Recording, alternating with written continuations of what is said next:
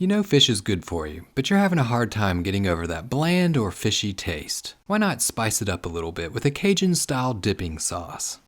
Welcome to the Sauce and Gravy channel. This is Johnny Mac, and we're going to dive into a spicy sauce, a Cajun dipping sauce for fish. Buckle up, let's go!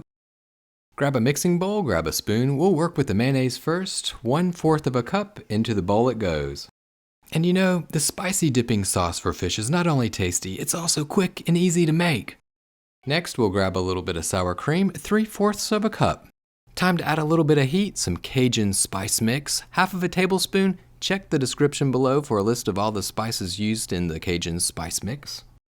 For a little bit of zestiness, some lemon juice, 1/2 teaspoon, pour it on in. And here we go, to bring this spicy Cajun dipping sauce over the top with a little bit of heat, some hot sauce, 1/2 teaspoon.